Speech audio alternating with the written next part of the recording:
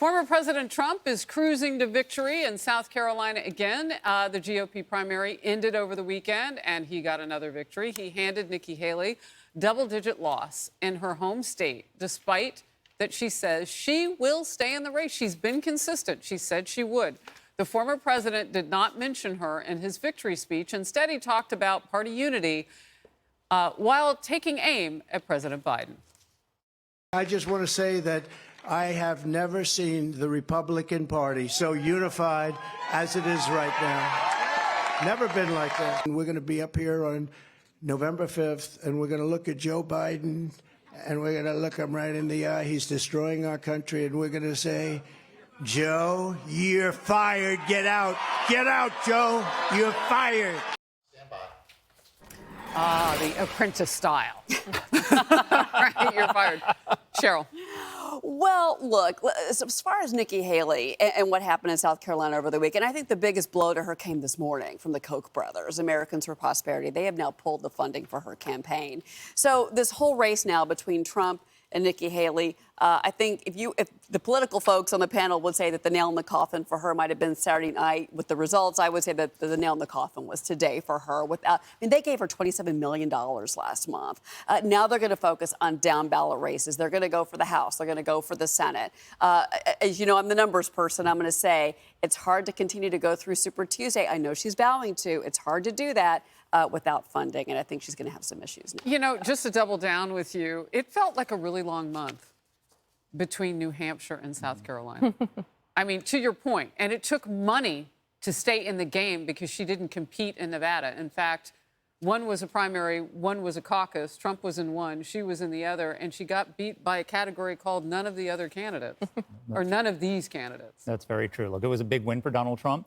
But it also has a warning sign for Donald Trump and for the Republican Party. So if you think about this is a unique election in the sense that we have basically two incumbents. You have Joe Biden, who's running for a second term, and Donald Trump, who's running for a second term, right? And so how did Joe Biden do in South Carolina? 96.2% of the vote. Donald Trump got 60%, and 4 in 10 voters in the Republican Party said no. Even though they know that the race is pretty much over, that he's going to be the nominee, they still voted against him. That is a problem because when he says this is the most united Republican Party he's ever seen, it is not the most united Republican Party. And 59% of those Haley voters say they're not voting for him. That is the point that I picked up on. The fact that those who voted for her wouldn't vote for him potentially. Now, one thing that Ari Fleischer and others have said is that, well, we don't know really yet what they'll do.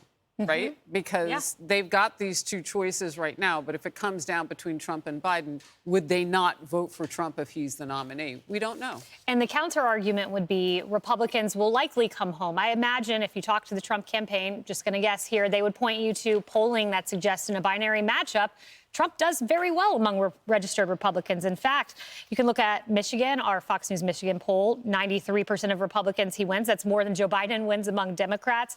North Carolina, he wins 94%. Wisconsin, 90%. Georgia, 91%. That would likely be the counter argument. Now, all of that to say, if I'm Donald Trump, I am thinking to myself every morning when I wake up, how am I going to win the Nikki Haley voter? Pivoting to general election messaging, so smart. He did that after that was his victory speech. No mention of her, no mention of her at CPAC. He's used these court appearances to great avail to talk about the issues. He's pivoting to become a general election candidate, and I think that's how you do it. That in your VP pick, which is so important. You need a Glenn Youngkin, you need a Tim Scott, or a Nikki Haley, though that ship may have sailed. I mean, I don't know. People always come back, like, at the end of this show, everybody's, like, eating and breaking bread and doing all that kind of stuff. So, I mean, anything's possible.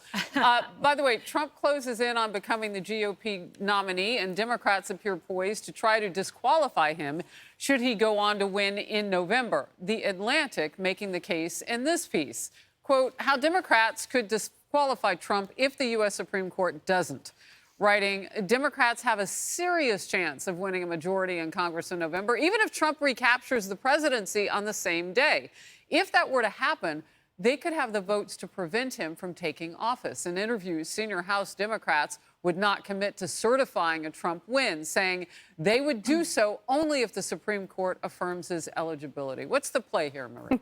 Well, first, I think the Supreme Court will affirm his eligibility. Second, I think this Atlantic piece is like a liberal fever dream that has 0% chance of actually being reality. I think the House would certify a Donald Trump victory, even if it's led by Democrats. I want to, Mark, I think you and Kayleigh both made some really good points about what Trump needs to do heading into the general. The other thing I think we all need to watch that's been interesting to me, normally Donald Trump outperforms polls. Normally there's like a hidden Trump vote. And in the 3 primaries so far, he's actually underperformed polls a little bit. He underperformed in general the average in South Carolina by 7 to 8 points. So But he got a record number of South Carolina but it's just, if I'm the Trump It's also campaign, the very coldest impressive day for victory. any caucus in no, Iowa. but I'm just saying, whatever. as we look at polls, Democrats overperformed polls greatly in the midterms, for example. Trump is underperforming his polls a little bit right now, and I'm assuming his campaign is looking at this as he pivots to the general. Well, that's why I wanted to bring up the Nikki Haley situation that happened over the weekend with South Carolina, because this does play into the general now. And again, that Exactly. question's been raised. How do you pull those Nikki Haley voters? A lot of them are never Trumpers on your side in November if you're Donald Trump in that campaign. And that's where the messaging is. I think, to your point, Kayleigh, is going to be very, very clear. But we also know what the Democrats are doing. They're going to hit women's rights, and we're going to hit immigration, and there you go. There's the fight. Here it Well, comes. I can tell you that I'm Nikki done. Haley right now is in Grand Rapids, Michigan, live campaigning right this very moment. So she's still, even without the Koch brothers, there she is, without the Koch brothers' promise of more cash, she still has enough to stay in the race. She said she would do that, and apparently she meant it. She still is. We'll see what happens going forward and cover every second of it. Hey everyone, I'm Emily Campagno. Catch me and my co-hosts Harris Faulkner and Kayleigh McEnany on Outnumbered every weekday at 12 p.m. Eastern, or set your DVR. Also, don't forget to subscribe to the Fox News YouTube page for daily highlights.